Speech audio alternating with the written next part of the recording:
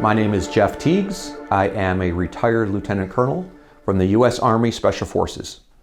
Right now, I am the Chief Operating Officer for All Things Possible Ministries, where we conduct trauma relief, humanitarian missions, as well as training and equipping. We are focused on countering sex trafficking here in the U.S. and abroad.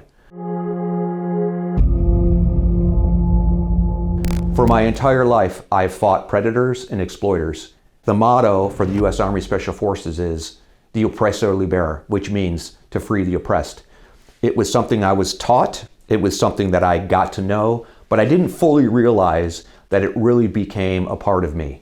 And 6 years ago, as I began to move into retirement and trying to figure out what pursuit I wanted to follow, where I wanted to dedicate the rest of my life, I reviewed what I had done since 1987 when I first joined the United States Army, and I really enjoyed and understand hunting bad men, breaking apart networks, and really sticking up for those that don't have the voice or the strength to stick up for themselves.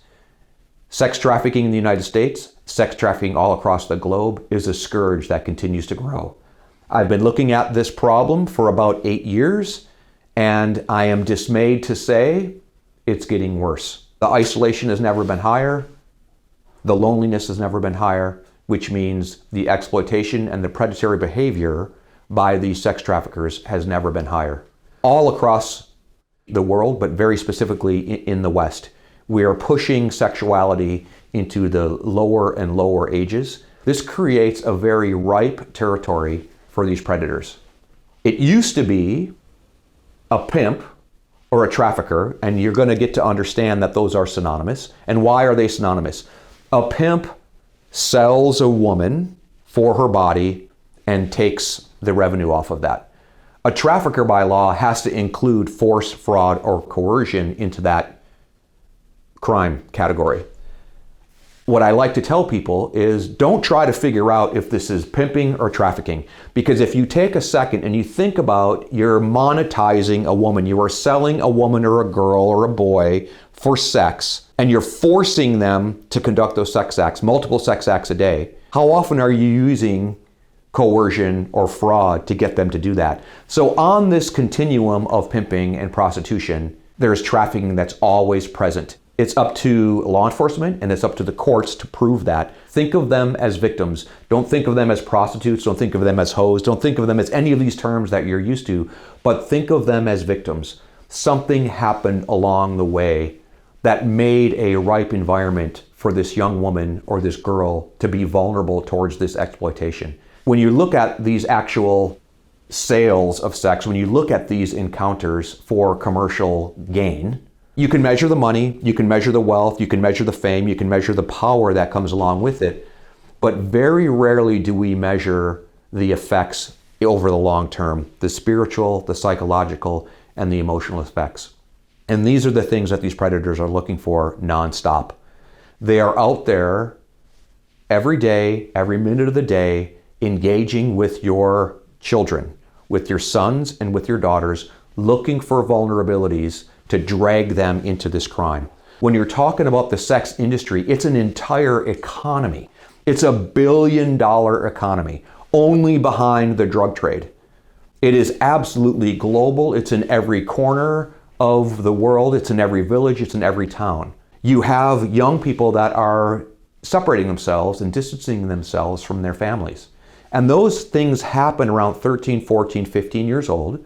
You start to come into your own identity. You start to recognize yourself as an individual and begin to separate yourself from your parents, from your family, even sometimes from your community, or even questioning your culture and your whole upbringing. It's the natural order of life. But if you think about it for a minute, you can see where in that confusion, in that exploration, in that actual healthy development, there are vulnerabilities. Because you're not sure who you are. You've been told who you are. Your parents have told you, your family's told you, your school's told you, your country, your state has told you who you are, and you're beginning to figure that out for yourself. And in just those little moments of confusion and exploration, there are predators out there that are trying to pull you into their game. And they're looking for the things that you want and need. And most of us want and need a simple thing. That's recognition, that's love, that's somebody else breathing into our confidence and our self-esteem. So if you've ever felt like you've been unloved, if you've ever felt lonely, if you've ever had a knock to your self-esteem or your self-confidence, those are all things that these predators are waiting to exploit. And it happens to all of us. But if you think back to this very risky category of these young girls between 13 and 17 years old, it is absolutely heightened for them. And that is why this market thrives on going after these minors.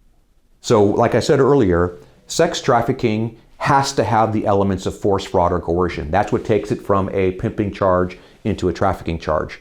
But federal laws and most state laws and even different laws around the world will make an automatic trafficking charge if the victim is under 18 years old. We want to redefine what a minor involved in sex trafficking is. Right now, it's generally understood as 18 years old. We want to see that number pushed from 18 to 21 years old. And it's a very simple hypothesis. Right now, by law, a minor is identified as anyone under 18. And we all know statistically that the average age of entry into the sex industry is about 15. It's harder and harder for these traffickers to hold on to these girls until they're 18 because they are getting wiser and they're beginning to understand and recognize how they're being manipulated and exploited.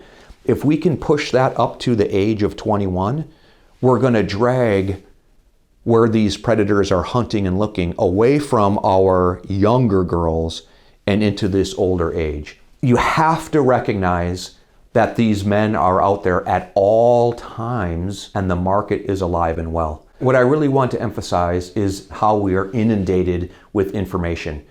Nobody knows where to stand today. And it's exacerbated with our children. So you have to understand somebody is going to lead your child somewhere. If it's not you, it's going to be someone else. These predators are out there. You have to educate your children on what to look for. You have to have these discussions and help them understand what these warning signs are. But really, it's a matter of control. People always ask me, how do I know if this person is a trafficker or a predator? And it's really simple. Are they trying to control your child? If a young man truly wants to be a boyfriend with a young lady, he's going to double down on those things that make her who she is. If he wants to control her, he's going to need to isolate her and get her away from those things that make her who she is. So women and girls, expect more, demand more, and in those particular simple ways, you'll protect yourselves and those around you.